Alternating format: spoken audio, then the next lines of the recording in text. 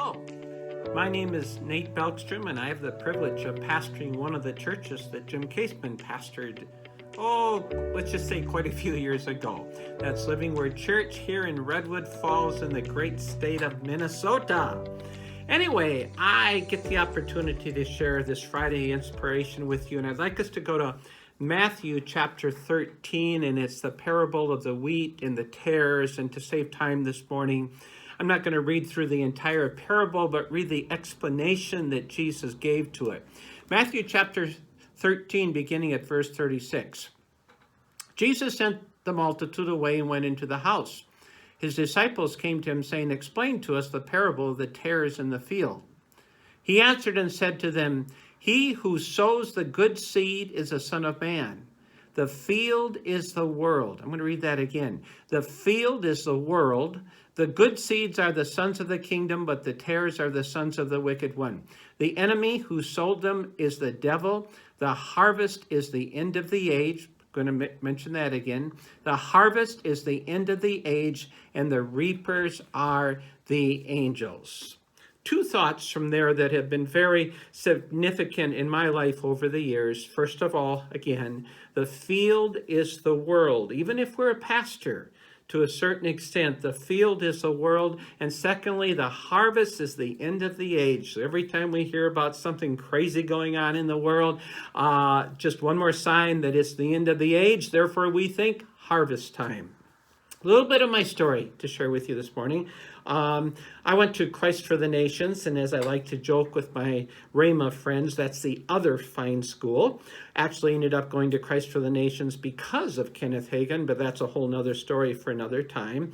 Graduated from Christ for the Nations with the intention of going into the world to preach the gospel. But unfortunately, my understanding of what that meant was go find a church somewhere and get a pulpit in that church and stand behind that pulpit, and from that pulpit share the good news of Jesus. Well, we ended up going back to Minnesota. Believe God to go any place warm, and we ended up back in Minnesota, ended up back at the same job I had before going to Bible school, which was a huge disappointment.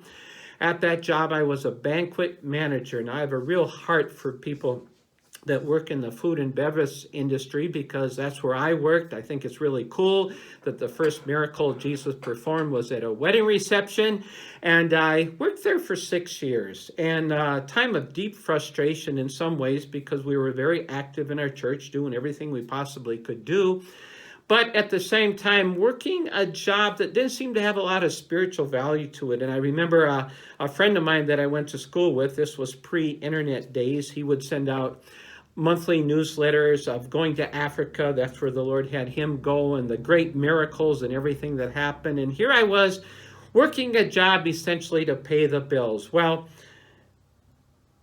to encourage you further today, God does not waste any part of our life, because years down the road, the Victory in the Workplace ministry came out of that.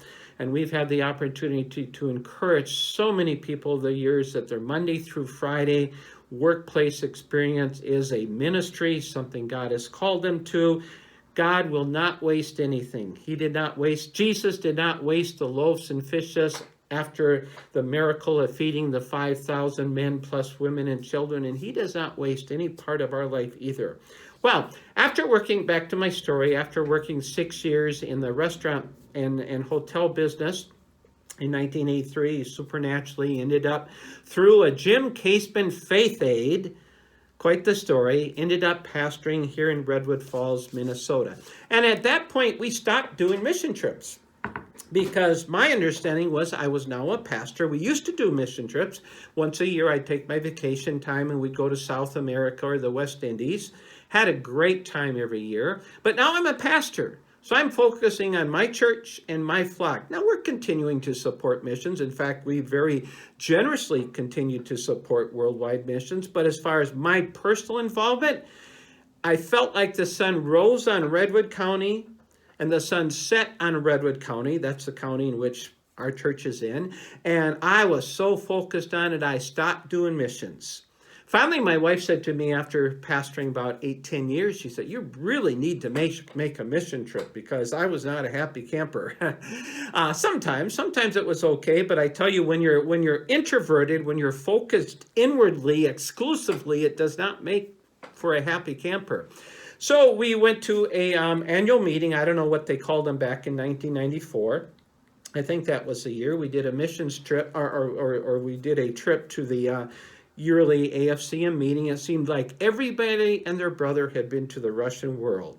This was right after the days of perestroika. Russia was wide open. Well, we heard all these great testimonies, and it just seemed right to me, okay, partly to satisfy my wife, partly because I have a stirring in my heart, we're going to go to Belarus, which is the part of the Russian world we ended up in, and do a mission trip. And the long and the short of that is, the second or third trip in, I had a visitation from the Lord. I cried for days.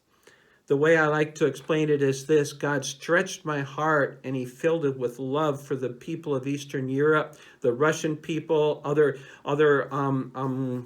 nationalities within the former communist world, and it changed my life. And I knew that part of my field was the Eastern European world. Well, I got together with Jim Caseman. Always good to get together with your pastor when you have something major going on in your life.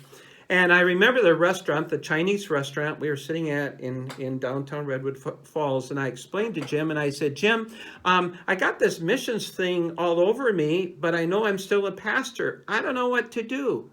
Jim looked at me and he said, do both. And I remember I had this shocked feeling and expression, and I don't know if I said it out loud, but I said, Jim, is that legal?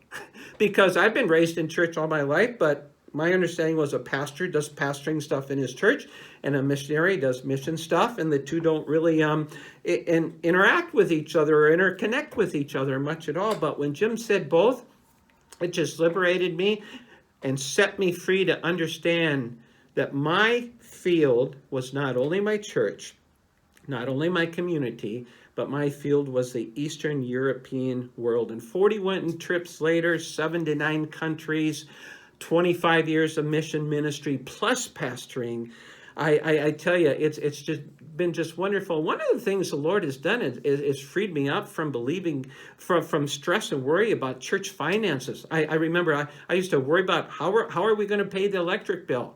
When we started to go to the world, I didn't even hardly think about the electric bill. We're thinking about believing God for the finances to go on missions trips. And in the process of believing God for mission finances, you know what happened? The electric bill and every other bill was marvelously provided. So I've run into pastors that in my travels that just feel frustrated because they're so focused on their local church, and they're trying so much, everything they can do to possibly see growth and expansion come to their local church.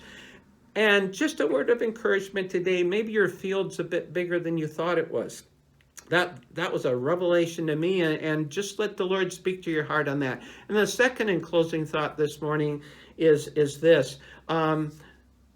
People ask me how many people I pastor. I say I pastor 5,000 plus. And the reason I say that is we have 5,000 plus people in our community. And I have people that I get together with for coffee in our community that they go to another church, they go to a mainline church, but I know in relationship, they're closer to me. They'll come to me. They'll share prayer requests with me. We'll talk life issues together, because they may not come to my church, but my understanding, my mentality is that I'm their pastor. So it's a great time to be alive. Be encouraged that your field is the world, and that you pastor as many people as are in your local surrounding area. Have a great day.